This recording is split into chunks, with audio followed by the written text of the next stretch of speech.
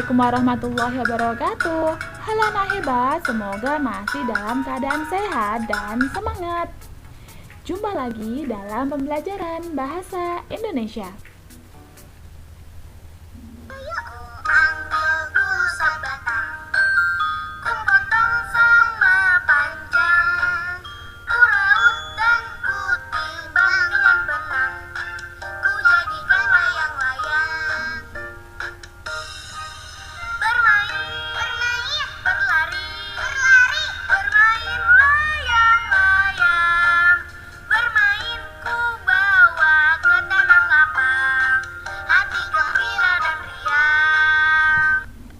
Anak-anak, apakah kalian menyadari bahwa lagu tadi setiap liriknya berima sama? Mirip puisi rakyat ya. Puisi rakyat atau puisi lama dikenal dengan puisi yang masih terikat dengan aturan. Salah satunya dengan kehadiran rima di setiap lirik. Puisi lama apakah yang memiliki rima kembar? Yuk kita cari tahu. Puisi lama yang memiliki rima kembar adalah syair. Syair merupakan salah satu puisi rakyat atau puisi lama. Syair bukanlah puisi asli dari Indonesia. Seperti halnya pantun, syair berasal dari Arab atau yang disebut dengan Persia. Menurut Kamus Besar Bahasa Indonesia, syair merupakan puisi lama yang tiap-tiap bait terdiri atas 4 lirik yang berakhiran dengan bunyi yang sama. Agar kalian semakin memahami tentang syair, Ibu akan membacakan satu buah syair ya. Hidup ini adalah sebuah misteri, duka bahagia silih berganti. Saat kesulitan kita hadapi, serahkan semua pada Ilahi. Nah, disinilah rima kembarnya dari baris pertama hingga baris keempat. Berdasarkan pengertian dan contoh syair yang Ibu berikan, kita dapat menemukan 5 ciri syair. Di antaranya, setiap bait terdiri atas 4 lirik. Di sini ya, sama seperti pantun. Ada 4 lirik atau 4 baris. Baris 1, baris 2, baris 3, dan baris 4. Yang kedua adalah setiap lirik terdiri atas 8 sampai 14 suku kata. Di sini ya, 8 sampai 14 suku kata. Ayo bedakan ciri lirik dari pantun juga. Kalau pantun 12, sedangkan kalau syair ada 14 suku kata. Caranya sama ya, membacanya adalah hidup ini adalah sebuah misteri. Di sini ada 13. Begitu juga dengan baris-baris selanjutnya, ada 11 semua ya di sini ya. Jadi tidak boleh kurang dari 8 dan tidak boleh lebih dari 14. Ciri syair yang ketiga adalah berima sama atau disebut a. Di sini ya, hidup ini adalah misteri, berganti, hadapi, dan ilahi. Disinilah yang bunyinya akhirannya sama, a. Ciri yang keempat adalah semua liriknya merupakan isi. Jadi di sini adalah isinya, tidak hanya baris 1 atau 2 atau 3 atau 4, tapi semua baris dari 1 sampai 4 adalah isi. Isinya di sini kita diminta untuk tetap berserah diri kepada Ilahi di saat kita mengalami kesulitan. Oke? Yang kelima, biasanya bahasa yang digunakan merupakan bahasa kiasan. Arti dari kiasan adalah tidak sebenarnya. Nah, jadi anak-anak dapat disimpulkan bahwa syair merupakan jenis puisi lama yang setiap baitnya terdiri atas 4 lirik.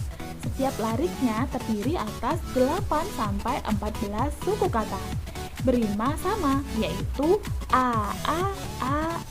Dan yang terakhir adalah hanya menampilkan isi tanpa sambiran. Jadi baris 1 sampai baris keempat merupakan isi.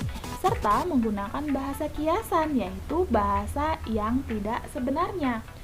Setelah menuntaskan pembelajaran ini, anak-anak sudah mengenal dua puisi rakyat ya, yaitu yang pertama adalah pantun, yang kedua adalah syair. Untuk mengenal puisi rakyat lainnya, yuk kita lanjutkan.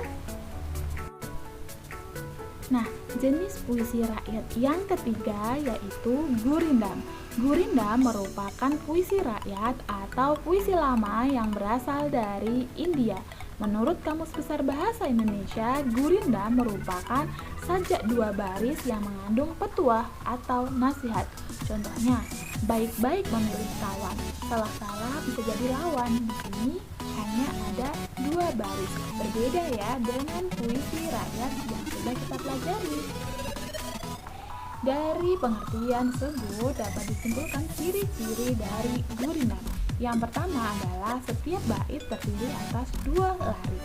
Contohnya, jika kamu jadi orang yang pelit, usahamu bisa jadi akan pahit. Di sini hanya ada dua baris, berbeda kan dengan jenis puisi rakyat sebelumnya. Ciri yang kedua adalah setiap larik terdiri atas 10-14 suku kata. Contoh cara membacanya seperti yang tadi ya. Jika kamu jadi orang yang pelit, di sini ada 11. Dan baris kedua ada 13 suku kata. Jadi tidak boleh kurang dari 10 dan tidak boleh lebih dari 14. Kalau 10 pas boleh, 14 pas juga boleh. Oke? Nah, ciri-ciri gurindam yang ketiga berima kembar yang berbentuk AA, BB, CC, dan seterusnya. Contohnya, jika kamu jadi orang pelit, usahamu akan jadi pahit. Di sini adalah AA. Pikir dulu sebelum berkata agar tidak melukai sesama. BB. Manusia yang tidak paham rukun Islam sudah jelas hidupnya akan kelam. CC dan seterusnya jika ada baris selanjutnya. Oke, di sini adalah sajaknya, pokoknya 1 dan 2 harus sama bunyi rimanya. Nah, ciri gurindam yang keempat adalah setiap bait merupakan satu kesatuan yang memiliki hubungan sebab akibat. Contohnya, jika kamu jadi orang yang pelit merupakan sebab, usahamu bisa jadi akan pahit, itu merupakan akibat. Jadi, baris pertama adalah sebab, baris kedua merupakan akibat. Ciri yang kelima adalah larik pertama berisi masalah atau persoalan, sedangkan yang kedua berisi jawaban atau akibat dari masalah atas hal yang dinyatakan pada larik pertama. Jadi, bisa sebab, bisa akibat, bisa persoalan, bisa jawaban. Dan ciri yang keenam adalah merupakan nasihat dan pedoman hidup. Nah, dapat disimpulkan bahwa gurindam merupakan puisi rakyat yang setiap baitnya terdiri atas dua larik.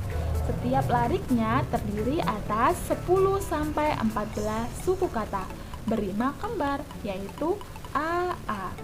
Dan setiap lariknya memiliki hubungan sebab akibat. Umumnya berisi nasihat atau pedoman hidup. Nah, sekarang anak-anak makin jelas ya perbedaan antara ketiga jenis puisi rakyat, yaitu pantun, syair, dan juga gurindam. Terus semangat belajarnya. Sampai jumpa di pembelajaran berikutnya. Oke, wassalamualaikum warahmatullahi wabarakatuh.